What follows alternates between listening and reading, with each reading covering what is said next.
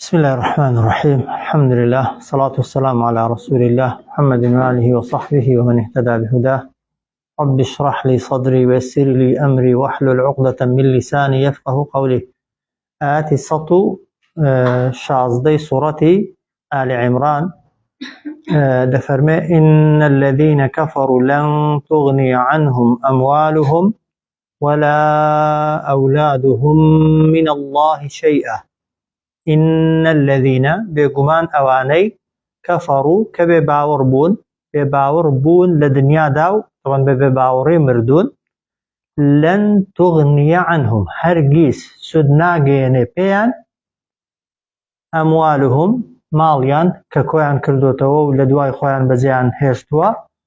وأولادهم وهروها من داركانيان وەکدەڵێ هێناونیانە بوون و بەخێویان کردوون و خۆیان بۆ ماندوو کردوون من الله لەکن خوا شەیئەن هیچ جۆرە سوودێک طبعا ئەوە بۆ کێیە إن الذين كفروا وایە بۆ کەسێک کە بێ باوەڕ بێ باسەکە باسی ئیمانداری نییە دەڵا ئینسانی ئیماندار دوای مردنێش ماڵێک کە بۆ خۆی بەدەستی هێنابێت و پێش مردن خێری پێکرد بێت یا دوای مردن خێری پێ بکرێ یان خێری بۆ بکرێ بێگومان سوودی لێ دەبینێ وایە منداڵی ساڵح و چاکی بەجێهێش بن دوای خۆی چاکە بکەن و دوعای بۆ بکەن باب و داگ دەبنە شەریکی چاکەکانی و پاداشت و ئەجری زۆریان لە ڕێی ماڵیش کە بەجێیان هێشتووە ئەگەر بە چاکە سەرف بکرێ و لە ڕێی منداڵەکانیشیانەوە بۆیان دێ بەڵام کەسێک بۆ خۆی ئیماندار نەبێت و ئیمانی نەبرد بێ ئەگەر بە مەلاین دیناری بەجێهێشت بێت و هەر هەمووشی بۆ بکرێ بەخێر بەقەدەر پوشکەیەک سوودی بۆ نابێ دەگونجێ کوڕەکەی ئیماندار بێ کوڕەکە ئیستیفادەی لێ بکە میراتگرەکانی باش بن خێری پێ بکەن و باشتی پێ بکڕن بەڵام بۆ خۆی نەک بۆی نابن بە مایەی خێر و چاکە بەڵکو لەسەریشی محاسەبە دەکرێت و لێپرسینەوەشی لەگەڵ دەکرێت و هەروەها منداڵیشی دوای خۆی چاکش بن چاکەی منداڵێکی باش بۆ بابێک دایکێکی کافر بە هیچ شێوەیەکی ناڕوا چونکە کە ئیمانت نەبوو هیچ عەمەلێکی ساڵح لەسەر بێ ئیمانیە و لەسەر بە کافر لەگەڵ بە کافر مردنێدا بۆ ئینسان سوودی نییە. إن الذين كفروا بێگومان ئەوانەی کە بێ باوەڕ بوون لەن تغنیە هەرگیز سود ناگەێنێت عنهم بە ئەوان ئەموالهم ئەو ماڵ و سامانەی کە کۆیان کردبوویەوە ولا ئەولادهم و هەروەها ئەو منداڵانەشی کە هێنابوونیانە سەر دنیا و گەورەیان کردبوون و بەخێویان کردبوون من الله لەکن خوا شەیئەن هیچ جۆرە سوودێک ئەو جار دەفەرمێ وەئولائیکە ئەوانە نەک هەر ماڵ و منداڵ سوودیان نابێ بۆی وەئولائیکە ئەوانە ئەصحاب النار دەبنە هاوڕێی ئاگر لەناو ئاگردا دەبن هم فیها ئەوان لەناو ئاگردا دەمێننەوە بە خالیدون بە نەمری و بۆ هەتای ئەوە ئاەتی یەکەم سەبارەت بە کەسێک کە بە کافری دەمرێت و دەرفەتی بۆ خۆ نەڕەخساندووە پێش ئەوەی مردن بگاتە خوڕخوڕاگەی تەوبەی بکات و پەشیمان ببێتەوە ئینسان ئەگەر بە کافری نەمرد بێت تەنها لا ئیلاهە ئیلا اللهیەکیشی گوتبێ ئەگەری هەیە وایە ئەگەر خوا سزاشیدا عقوبەشیدا بەهۆی ئەو ماڵی کە بۆی دەکرێتە خێر بەهۆی دوعای منداڵەکانی چاکەی منداڵەکانی خوای گەورە عەذاب و سزای لەسەر سوو بکە ئەسڵی ئیمانەکەی هەبێ بەڵام کە ئەسڵی ئیمانەکەت لەگەڵ خۆت نەبرد دوای مردنێ هیچ شتێک دادت نادا هیچ شتێک فریاد ناکەوێ. ئاەتی دواتر 117 باسی ئەو کەسانە دەکا کە ماڵیان سامانیان دەبەخشن بەڵام لەبەر خوای نا بۆ خوای نا بۆ ئەوە نابەهەش بەدەست بێنن بەڵکو بۆ ئەوەی لە دنیادا باسییان بکرێت مەدحیان بکرێت یان لە دنیادا خەڵک وەک دەڵێ بە زۆرێک بە چاک بە خێرکەر و بە سەدەقەکەر وەصفیان کە ئەو جۆرە کەسانە نمونەیان چۆنە خوا دەفەرمێت مەثەل ما ينفقون نمونەی ئەوانەی کە دەبەخشن یا نمونەی ئەو ماڵی کە دەبەخشرێ في هذه الحياة الدنيا لەو ژیانی دنیادا و لە پێناوی دەستکەوتێکی ئەو دنیادا جا دەستکەوتەکە ئەگەر تەنها مەدحکردن بێ تەنها بۆ ئەوەت بڵێ خەڵک پێت بڵێ چەند سەخیە چەند دەستکراوەیە ئەگەر هەر ئەوەندە بێ وەکو چی وایە ئەو خوامەبەست نەبوونەها ئەو ڕیابازیە ئەو ئامانجە کە هەتە جگە لە خوا لە خۆ ڕازیکردن وەکو چی وایە کە مەثەلی ریحین وەکو بایەک وایە کە فیها لەناو بایەکەیدا هەبێ سیڕ ئەو پەڕی ساردی بایەک دێ ئەوجار سەرمایەکی بە شیددەت و توندیشی لەگەڵدایە ئەوجار ئەسابەت دەدا ئەو بایە ساردە لە چی لە حەرثە قەومین لە بەروبووم و کشت و کاڵی کەسانێک کە چیان کردووە کە ظەلەموو ئەنفوسەهم کەستەمیان لە خۆیان کردووە خۆیان تاوانبار کردووە خراپەیەکیان کردووە خۆی گەورە بەهۆی خراپەکەی خۆیانەوە بەرهەم و کشت و کاڵەکەی لەناو بردوون بەچی بە ڕەشەبایەکی ساردی بەهێز جا فەئەهلەکەت ئەو بایە ساردە هەرچی بەروبووم و کشت و کاڵی هەیەە هەر هەمووی فەوتان بێ چۆن ڕەشەبای سارد ئەگەر بدات لە زراعەت و کشت و کاڵی کەسێک هەموو زراعەت و کشت و کاڵەکەی سەرمابردوو دەکات و کەسەکەی بێ بەرهەم دەهێڵێتەوە و بێ ئومێد دەبێت و هیچی لە پاداشتی ئەو ماندووبوونەی کە کردوویەتی بە زراعەت و کشت و کاڵەکەی دەست ناکەوێتەوە ئەو کەسەشی کە ماڵ و سامانی بەخشیوە یان هەر چاکەیەکی دیکەی کردووە بەڵام ئامانج لێی تەنها خوا لە خۆڕازیکردن نەبووە لەگەڵ خوا لە خۆڕازیکردندا مەبەستێکی دنیاییشی تێک هەڵکردووە کە بەدەستهێنانی مەدحێکە ستایشێکە یان شتێکی دنیاییە ئەو کەسەی کە زراعەتی هەیە و ڕەشەبا لێی دەدا و سەرمادەی بە چەندە بەرهەمی کشت و کاڵی بۆ دەمێنێتەوە کەسە ڕیابازەکانیش لە قیامەتدا هەر ئەوەندە ئەجریان بۆ دەمێنێتەوە زۆر جار بەهاران ئەوەی هەمووتان بینیوتانن جاری وایە دارێک دنیا کۆخی دەکا و کڵوکەی دەکات و ساحیبەکەی دنیا گڵی پێخۆشە پێی وایە ئەگەر بەرهەمەکەی بێتە پێشێ قازانجێک و دەستکەوتێکی زۆر زۆری دەست دەکەوێت وایە بەڵام لە ناکاو سەرمایەک دەگەڕێتەوە سایقەیەک دێ بایەکی بەهێز دێ تەوان لە دارەکەی دەدا جاری وایە نەک بەرهەمەکەی دارەکەشی لەگەڵ خەرا دەکا دارەکەشی لەگەڵ وێران دەکا ڕیاش بۆ کردەوەی ئینسانی ئاوایە هەر کارێکت کرد چەندە کارەکە زۆر بێ و گەورە بێ سەرنجت ڕاکێشێت و بەلاوەتەوە پەسند بێت بەڵام ئەگەر لە دڵەوە ئامانجێکی دیکەت هەبێت جگەل لە خوا لە خۆڕازیکردن چونکە زۆر جاری کە باسم کردووە ڕیا زۆر زۆر خەتەرە بۆی لە چەندان شوێندا خۆی گەورە تەئکیدی لەسەر دەکاتەوە ڕیا هەرەوە نییە ئەتۆ تاکە ئامانجت ئەوە بێ خەڵک مەدحتکا نا جاری وایە خودی کردارەکەت بۆ ئەوەیە پاداشت دەستکەوێت لە کنخوای بەڵام لەگەڵ پاداشتەکەش حەزت لێ کەسێکیش مەدحتکا حاڵین ئەوە ڕیایە دەنا ئەگەر تەنها بۆ ئەوەی بیبەخشی لە پێناوی شەخصێکیدا لە پێناوی کەسێکیدا و کاتە دەبێتە شیرکی گەورە زۆر خەتەرە بە نمونە نوێژە دەکەی کەدا دەبەستێت نوێژێ ئەسڵی نوێژەکەت بۆ خوایە وایە بەڵام لەگەڵ ئەوەی کە نوێژەکەی بۆ خوای دەکەی حەزشت لێ یەکێک پێت بڵێ ئەی نوێژەکەی چەند جوانە ئەوە ڕیایە بۆیە جاری کە باسم کردووە ڕیا پێ دەوترێت شیرکی خەفی شیرکی شاراوە شیرکی نادیار زۆر بە زەحمەت ئینسان دەتوانێت خۆی لێ بپارێزێ یا دەتوانین بڵین کەم کەس هەیە و لەوانەیە هەر کەس نەبێ بە 100% بتوانێت خۆی لێ پەنادا ئیلا بەو دوعای نەبێت کە پێغەمبەر صلی الله عليه وسلم فێری کردوین و بۆ خۆیشی کردوویەتی کە زۆر جارها ئەو دوعای دەکرد دەیفەرموو اللهم إني أعوذ بك أن أشرك بك شيئا أعلمه وأستغفرك لما لا أعلمه خوایا داوای لێ خۆش یعنی پەنا دەگرم بە تۆ لەوەی کە شەریکت بۆ بڕیار دەم بە شتێک کە دەیزانم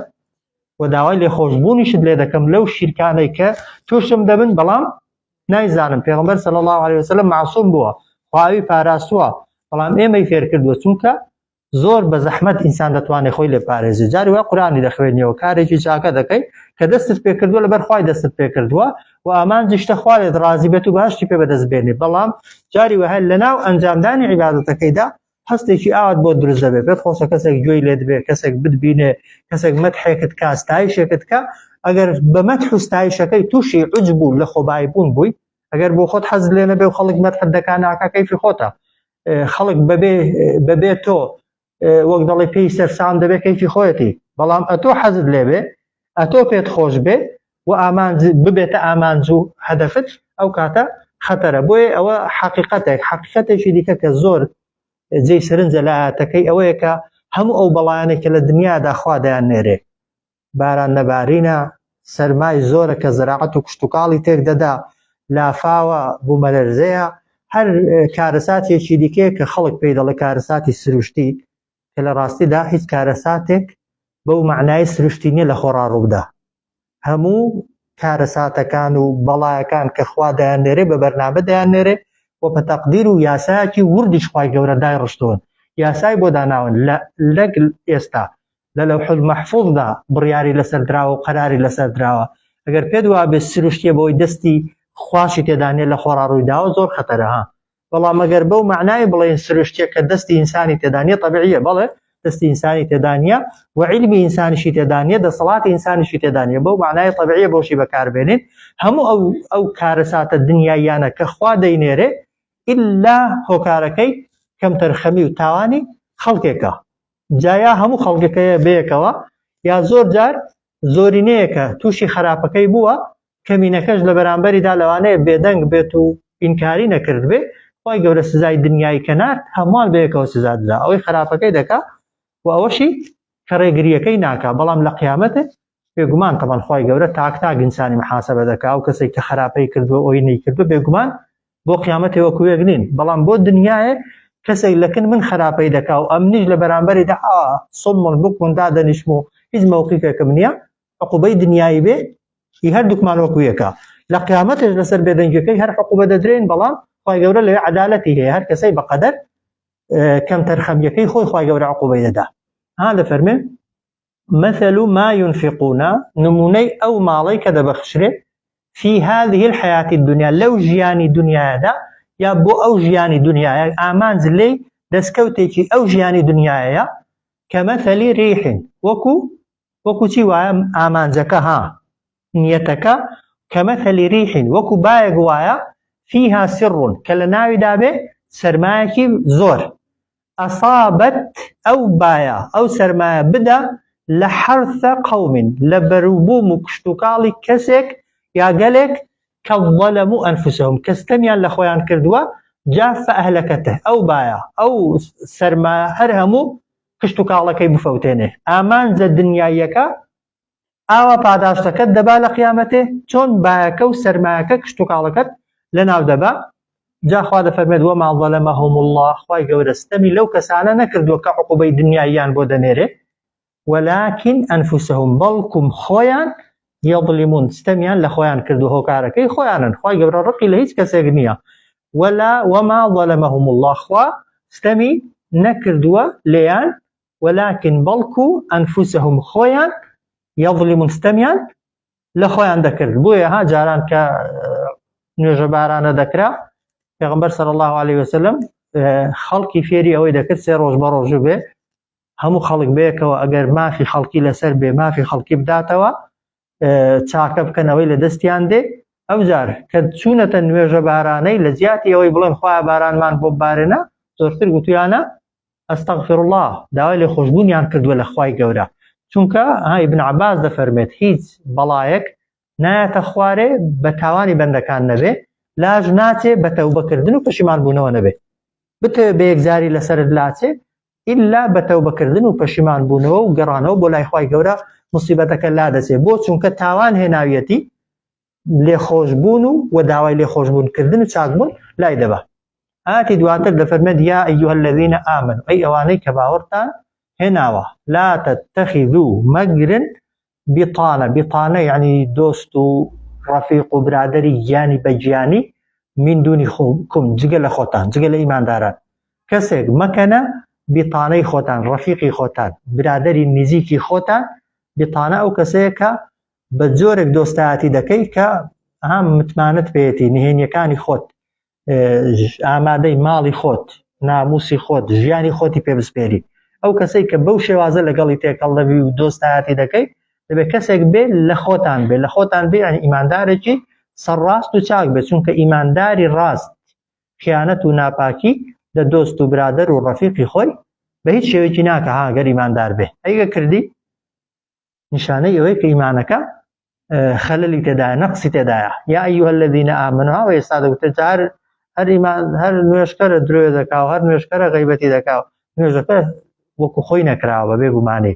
ئیمانەکە لە شوێنی خۆی نییە، ئیمانەکە لە جێگای خۆی دانیە. گەر ئیمانەکە لە شوێنی خۆی بێت و نوێژەکە بەو شێوازە بێت کە خوا دەیەوێت و و بەو جۆرە لەگەڵ خوای تێک هەڵبووبی کە خوا فێری کردووی بەبێ گومانی ئیمانداروانیە. یا ئەیها الذین ئامنوا ئەی ئەوانەی کە باوەڕتان هێناوە لا تتخذوا مەگرن بیطانە برادەر ڕەفیق دۆستی نزیک من دونیکم جگە لە خۆتان. بۆ چونکە لا یەئلونەکم ئەوان هیچ کەمتەر خەمیەک ناکەن خەبالن لەوەی کە زیانتان پێ بگەێنن. لا یەئلونەکم ئەوان هیچ کەمتەر خەمیەک ناکەن سەبارەت لە بەرامبەر ئێوەدا کە خەبالن خراپەیەک وەک دەڵێ ناڕەحەتیەکتان توشکەن. ئەو جار وەد و هەمیشە حەزیان لێیە کەسە بێ باوڕەکان کەسە بێدینەکان کەسە خراپەکانەکان معنیتم کە ئێوە تووشی زەحمەتی و ناڕەحەتی و مشقەت و ئازار و ئەشکەنجەی دنیایی ببن. ئەو جار خوا دەفەرمێ قەد بەدەت البەغضاء و بێگومان دەرکەوتووە البەغضاء ڕق و قینە من ئەفواههم لە دەمیان ڕق و قین لە دەمیانەوە لە قسەی دەمیانەوە لە قسەکانیانەوە لە ڕواڵەتیانەوە دیارە لە کاتێکدا خوا دەفەرمێ وەما تخفی ئەوەی دەیشارنەوە و ئەوەی شاردوویانێتەوە سودورهم دڵیان ئەکبەر ڕقەکە زۆر گەورەتر لەوەی دەری دەکەن. کات خۆی جوولەکەکان بە ئاشکرا ئێستاشی لەگەڵدا بێ دژی موسڵمانان دەدوێن و دژی ئیسلام دەدوێن و دژمنایەتیەکی ئاشکرا لە بەرامبەر موسڵمانان دەردەخەن. دووڕوەکان کاتی خۆی بە ئاشکرا لێیان دەبیسترا کە ڕقیان لە پێغەمبەر بوو صلی الله عليه وسلم ڕقیان لە ئیمانداران بوو. جاخوا دەفەرمێ وەما تخفی صدورهم ئەوەشی کە دڵیان شاردوویەتیەوە لە ڕق و قینە ئەکبەر زۆر گەورەتر لەوەی دەری دەخەن. ئەو بە ئاشکرا دەیڵێن ئەدی ئەوەی لە دڵیاندایە زۆر لەوەی گەورەتر لەوەی کە دەیڵێن. جاخوا دەفەرمێ قەد بەیەنا لەکم ئەلئایات بێگومان ڕوونمان کردوتەوە ئێمە بۆ ئێوە ئەلئایات بەڵگە و نیشانەکان ئین کنتم تعقیلون ئەگەر ئێوە ژیرن ئەگەر ئێوە عاقڵن کە بەبێ گومانی زۆرێک لە موسڵمانان عقلیان تەمان بەکار نەهێناوە یا بەکاری ناهێنن لە کاتی مامەڵەکردن لەگەڵ جوولەکە لەگەڵ کاتی خۆی بێ باوەڕ و مولحیدەکان و لەگەڵ دووڕ و منافقەکان. هەمیشە موسڵمان لەبەرەوەی دڵی خاوێنە دڵی سافە دڵی پاکە هەمیشە بە ساویلکەی و سادەیی تێکەوتووە. جاری وایە متمانەی زوو بە کەسە بێ باوەڕ و خراپەکارەکان کردووە کەسە بێ باوەڕەکەش بەکاری هێناوە تا ئەو کاتە ئیشی پێێتی. یا ئەیها الذین ئامنوا ئەی ئەوانەی کە باوەڕتان هێناوە لا تتخذوا مەگرن بیطانە دۆست و برادەری گیانی بە گیانی بۆ خۆتان من دونیکم جگە لە خۆتان لە خۆتان یعنی جگە لە ئیمانداران. وەدو لا یەئلونەکم یعنی هیچ کەمتەر خەمیەک ناکەن ئەوان سەبارەت بە ئێوە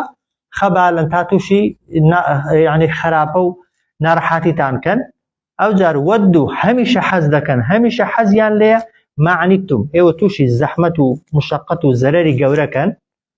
قەد بەدەت البەغضاء و بێگومان بەدەت یعنی دەرکەوت ئاشکرا بوو البەغضاء و ڕق و قین من ئەفواههم لە دەمیان لە قسەی دەمیان وما تخفی ئەوەی دەیشارێتەوە صدورهم دڵیان ئەکبەر زۆر گەورەتر لەوەی کە دەری دەخەن. قەد بەیەنا لەکم الئایات بێگومان ڕوونمان کردوتەوە ئێمە بۆ ئێوە بەڵگە و نیشانەکان بەڵام ئین کنتم تعقیلون چێ لە بەڵگە و نیشانەکان تێدەگا ئین کنتم ئەگەر ئێوە ژیری و عەقڵتان هەبێ طبعاً هەموو کەس هەیەتی بەڵام مەرجی هەموو کەس بەکاری بێنێ ئەگەر ئێوە ژیری و عەقڵتان هەیە و بەکاری دێن. ئەو جا خوا دەفەرمێ ها ئەنتم ها یعنی ئاگادار بن ئێوە هاولای ئەوانەتان یعنی سەحابەکان ئەوانەی کە لەگەڵ پێغەمبەردان صلی الله عليه وسلم ئەوانەی کە باوەڕدارن تحبونهم عادەتتان وایە منافقەکان و دووڕوەکان و خەڵکتان خۆش دەوێ. طبیعەتی ئینسانی ئیماندار وایە هەمیشە ئەگەر ئیمانداری چاک بێ خێری بۆ خەڵکی دەوێ وایە. ئەوەشی کە کافرە ئەوەشی کە بێ باوەڕە ئەگەر ئینسان ئیمانداری چاک بێ هەمیشە حەزی ئەوەی دەکا کەسەکە ببێتە ئیماندار ببێتە موسڵمان. بەڵام خوا دەفەرمێ وەلا یحبونەکم ئەوان ئێوەیان خۆش ناوێت لە دڵی خۆتەوە ئەو بۆ کافرانە بۆ ئیماندارە نییە ئینسان نابێت لە بەرامبەر خەڵکی ئیمانداردا بەدگومان بێ. بەداخەوە وای لێ هاتووە ئینسان سیقەی بە کەسە نزیکەکانیشی نییە جاری وایە ئەو بێ سیقەیەش خراپە زۆر خراپە ئینسان پێی وابێ هەرچی کەسە لەو دنیایدا ڕاز نییە و تەواو نییە و جێی متمانە نییە و جێی سیقە نییە چونکە هەمیشە خەڵکی چاک بەنسبی هەر هەیە بەڵام مەرزنی ئینسان چا دەبێ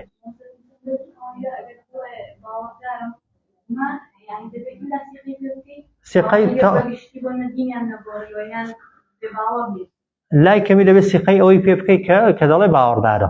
مەرزنێت تۆ نهێنی سڕی خۆتی بدەیە دەستێ بەڵام دەبێت لای کەمی تۆ بە زاهیرەکەی ئیشی بکەیت وایە کارە بەخۆی دەڵێ ئیماندارم ئەمنیش بە ئیمانداری دەزانم وایە خۆی بە مسلمان دەزانێ ئەمنیش بە زاهیری قسەی خۆی بە ئیمانداری دەزانم بەڵام مەرزنیە دڵی بۆ بکەمەوە جارێ تا متمانی پێ دەکەی بەڵام ئەو بۆ خەڵکی دیکە جەنێ لە بینی خۆشمان جاری وای ئەوانەی یەکتریش دەناسێت لەبەرەوەی فرت و فێڵ و درۆ و خیانەت و ناپاکەی هێندە زۆرە جاری وایە تەواو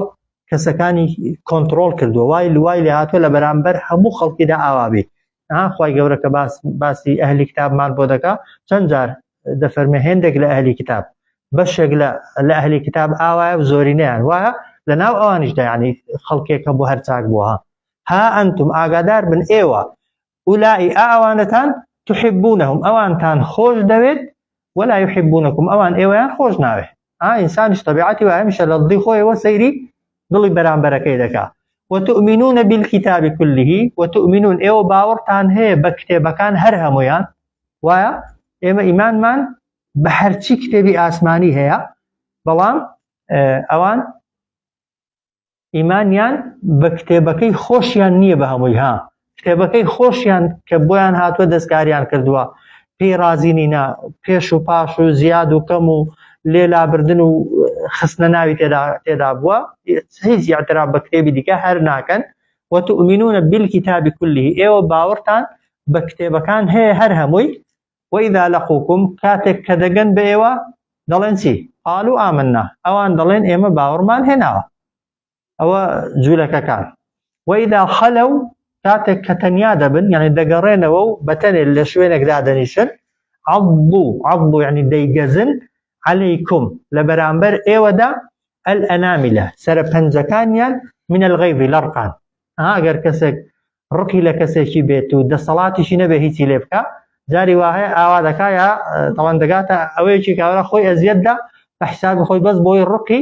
بەرامبەرەکەی بەخۆی بڕێژێ زۆر چەند جار بۆ کاورە ڕقی لە ئەوەی کە خۆی دەکوژێ ئێستا بۆ خۆی دەکوژێ ڕقی خۆیتی یا لە ڕقی بەرامبەرەکەیتی هەمیشە بەرامبەرەکەی وا دەکا جاری و ئینسان کەجا ئەوانش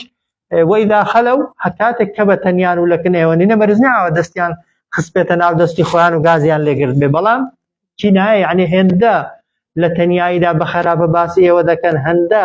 ڕقیان لە ئێوەیە بە هیچ شێوەیەکی خێر و چاکەی ئێوەیان ناوێ ئامادەن شتێککەن کە زەرەری خۆیان تێدایە بەس ئێوەش لەگەڵیان زەرەرکەن وەیدا خەلەو کاتێک کە دەگەڕێنەوە و تەنیا دەبن عضوا دەیگەزن عليكم لە بەرامبەر ئێوە لە ڕقی ئێوە الأناملة پەنجە سەرە پەنجەکانیان من الغیظ لەڕقان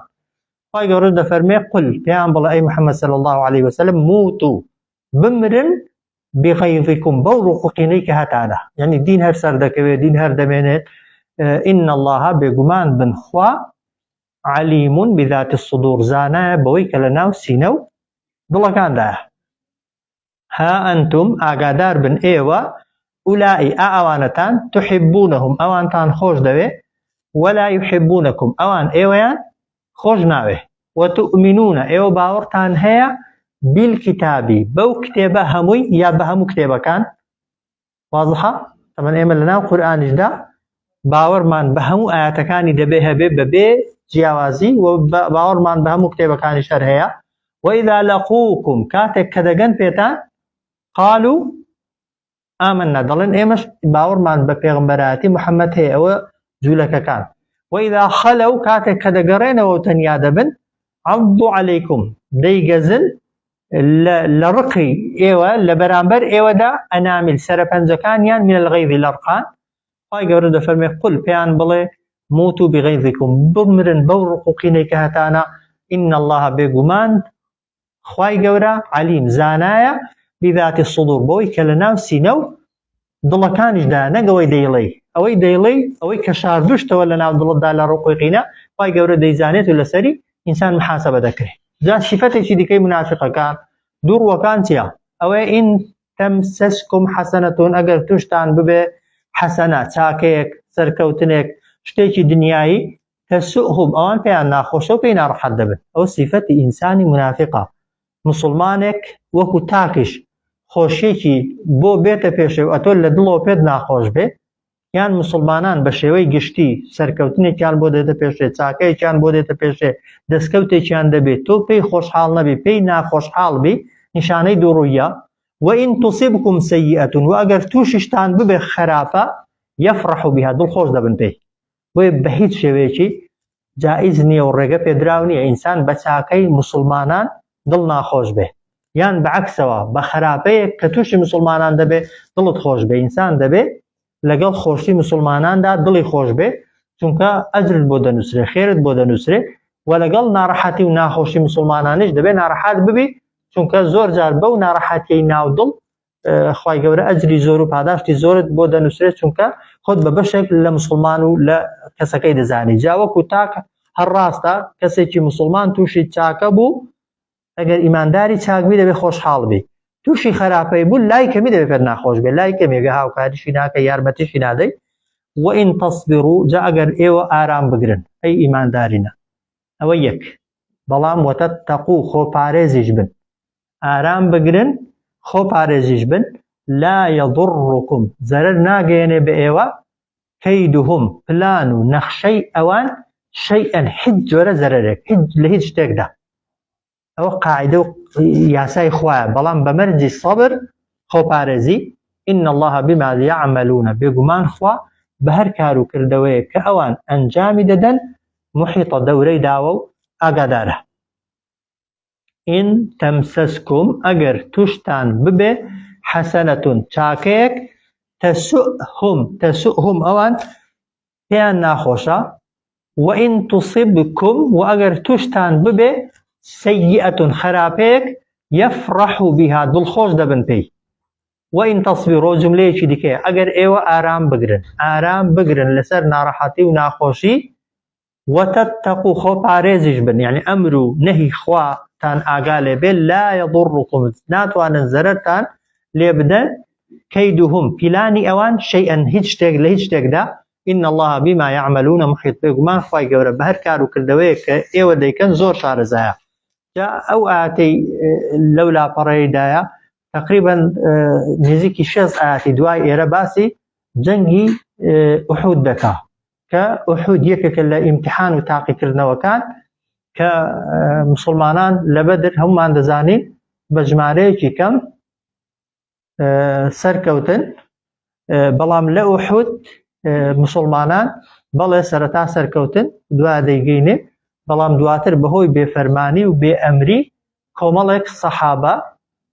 مسلمانان تووشی شکستێکی کاتی بوون و تەبەن دواتر هەرچەندە شکستەکەیان ڕاست کردەوە، بەڵام هۆکاری سەرەکی لە شکستەکە وەلەوەی کە تووشی مسلمانان بوو ئەو قەلەق و دوودڵیە بوو کە منافقەکان و دووڕوەکان لە دڵی مسلماناندا بەجێیان هێشت. لە ئوحوددا عەبدوڵای کوڕی سەلول و نزیکی 300 کەسیشی لەگەڵدا بوو تا ئوحود ڕۆیشتن، تا نزیکی جەنگەکە و ڕوبەڕووبوونەوەکە. ئەو کات پاشەکشەیان کرد، معنەویاتی مسلمانانیان ڕووخاند و تەنانەت هێندێک لە مسلمانانیش سەرەتا بە دوایان کەوتن، بەڵام کە پێغەمبەر صلی الله علیه وسلم بانگی کردنەوە فریای خۆیان کەوتن و منافقەکان نەیانتوانی بیان خەڵەتێنن. بۆیە دوای ئەوەی کە باسی منافقەکان دەکا، خوای گەورە باسی بە چەند ئاەتێک نزیکی 6 ئاەتە باسی جەنگی ئوحود و ئەو هۆکارانەی کە بوونە مای شکست و دواتر بوونەوە خۆی سەرکەوتنی مسلمانان و خواچی بۆ کردن و مسلمانان چیان بەسەرهات. جا ئاەتی یەکەم لە بەسەرهاتەکەی دەفەرمێ وئید غەدەوتە، بیر بکەوە کاتێک کە ئەتۆ بەڕێکەوتی من ئەهلیکە، لەکن کەسوکارەکەی خۆت لە ناو ماڵەکەی خۆتدا، وئید غەدەوتە یعنی بیر بکەوە لەو حاڵەتەی کە غەدەوتە یعنی ڕۆیشتە دەرێ لە ماڵێ، بەڕێکەوتی من ئەهلیکە، لەکن کەسوکارت و لە ماڵی خۆت چیت کرد؟ تبوئ المؤمنین، داد مەزراندن ئیمانداران مەقاعیدە لە چەند جێگایەک للقتال، بۆ شەڕ. جا لەو کاتەدا طبعا هەبوو دەیگوت با بگەڕێنەوە با شەڕ نەکەین و بە تایبەتی منافقەکان و دووڕوەکان. خوای گەورە بە پێغەمبەر دەفەرمێ صلی الله علیه وسلم کاتێک کە بە نیەتی شەڕ و بە نیەتی جەنگ چوویە دەرێ، بۆ ئیماندارانت دامەزراندن و حازرتکردن بە هیچ شێوەیەکی پاشەکشە و گەڕانەوە و پەشیمان بوونەوە ڕێگە پێدراو نییە. کابرای منافق و دووڕوو بۆ دنیای دەژێت و بیرکردنەوەکانی تەنها بیرکردنەوەی دنیاین، بەڵام پێغەمبەر صلی الله عليه وسلم و ئەوەی لەگەڵ پێغەمبەرە صلی الله عليه وسلم ئامانجێک سەرخستنی دینە. جا ئەگەر دین بە مردنی تەنانەت پێغەمبەریش کۆتایی هاتبێت زۆر جار وا بووە بەلایەنەوە هەر ئاسایی بووە. وإذ غدوت كاتك كبريكوتي من أهلك لنا وكسكارت أو تبوئ المؤمنين داد مزران دل إيمان داران مقاعد لتنجيقايك للقتال بوشر تبكى والله سميع عليم. خواهي قورا أقادار بس سميع بسرع هم قصة كان دا بيستي أوي كتيدي پیغمبر دكا صلى الله عليه وسلم وأوي كبيغمبر هان دا وأوشي كبيغمبر الصحابة سار دكاتوا وهروها عليم أقادار نيتي الله كان يشح. صلى الله على سيدنا محمد وعلى آله وصحبه أجمعين.